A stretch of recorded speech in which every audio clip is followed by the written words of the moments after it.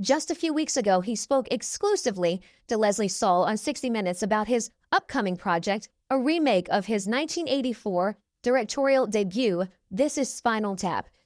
Shortly after the bodies of Rob Reiner and his wife were discovered in their home, their son, Nick Reiner, was arrested, sending shockwaves through Hollywood.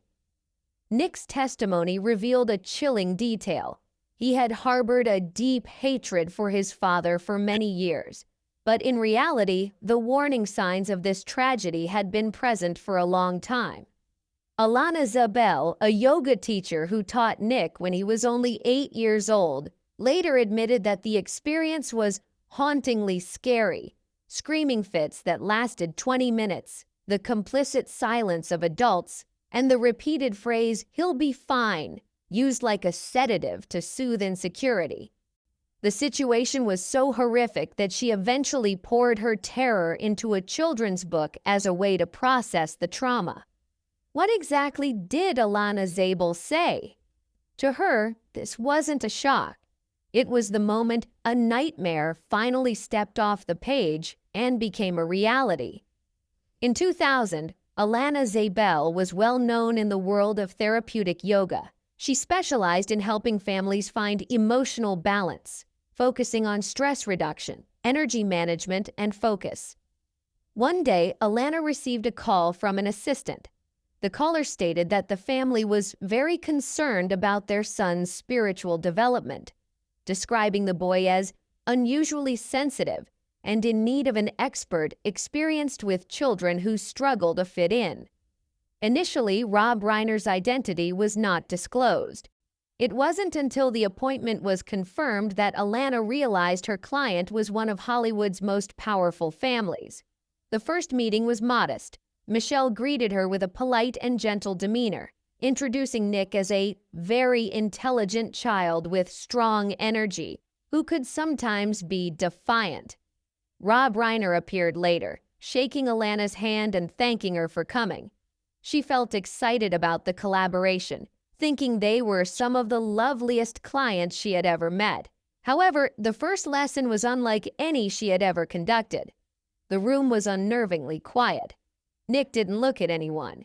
His gaze swept past Alana as if she were invisible. He sat on the mat but did not carry the presence of an 8-year-old. When Alana began basic movements, Nick didn't budge. He simply stared at her with a mocking, cynical grin.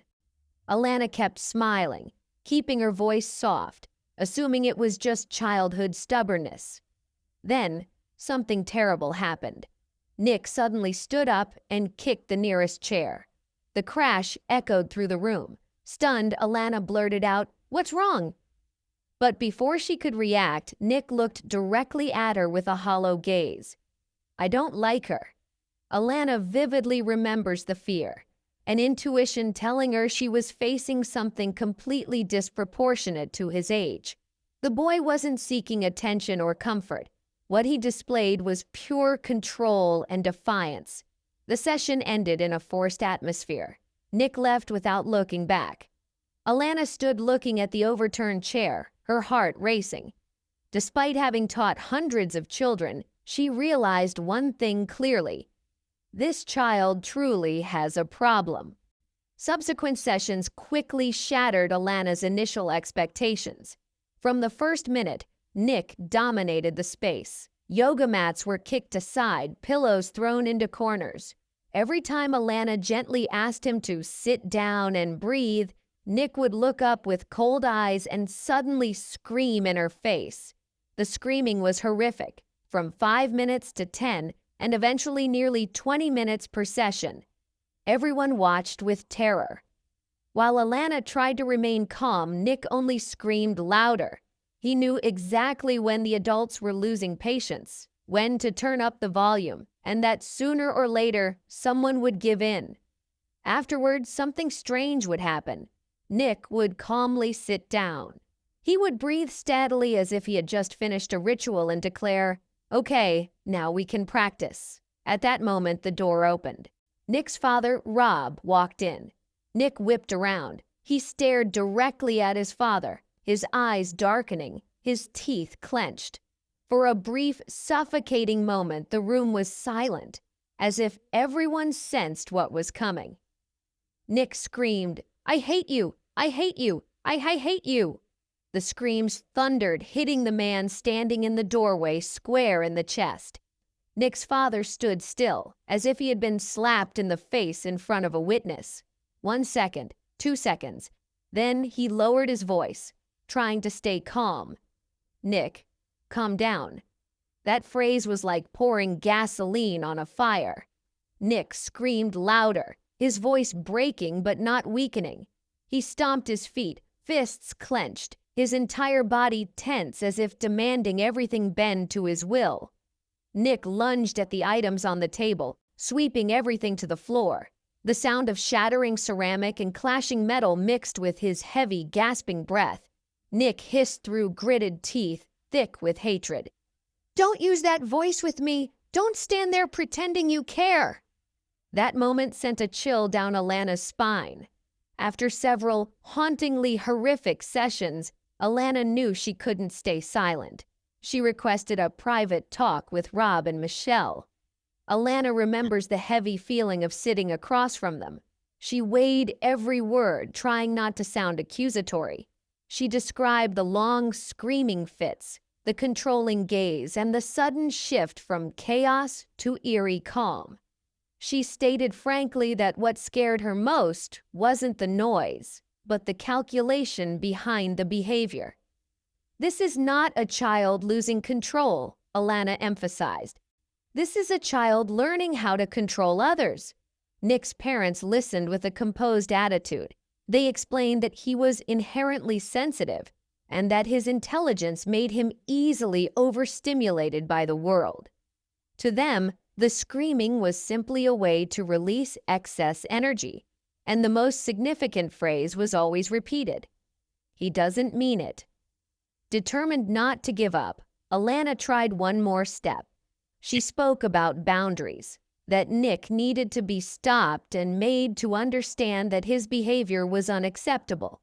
But all she received were polite rebuttals. "We're sorry, but he doesn't mean it." Leaving the house that day, Alana carried a heavy weight in her heart. Not because she felt ignored, but because she realized she had witnessed something more dangerous than the screaming, the silent consensus of adults. From that moment, Alana understood she wasn't just teaching yoga to a child. She was standing before a family where love had unintentionally abolished all boundaries. That sense of horror at the enabling became a ghost that haunted her for months. Years later, when she wrote the first lines of her book, A Chair in the Air, Alana knew she wasn't inventing anything. She was telling the truth. For her, the book was the only way to say what she, as the adult in the room, hadn't been heard saying, or worse, had been told to downplay. Back then, every time she tried to describe the abnormality of Nick's behavior, the response was always the same. "He's just a bit sensitive. He's too smart. That's why he's hard to manage. Just wait. He'll grow out of it."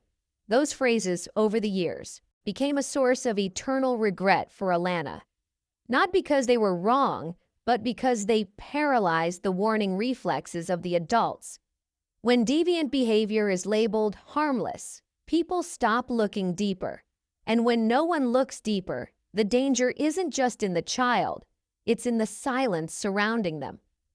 In A Chair in the Air, Alana chose the image of a floating chair, not touching the ground, not in its proper place. To her, it was a symbol of a child without boundaries, not anchored to reality, and never taught how to stand firm. It was a child for whom every rule had to bend, until no rules remained. She wrote with a chill, realizing every detail in the book had been real, just ignored. The screaming, the controlling eyes, the silence of those around him. It was all dismissed as a phase, a personality trait, or worse, the privilege of a special child. Alana didn't write to accuse a child. She wrote to question the adults. She wanted to ask, what did we ignore because it was too hard to face? And more importantly, How many signs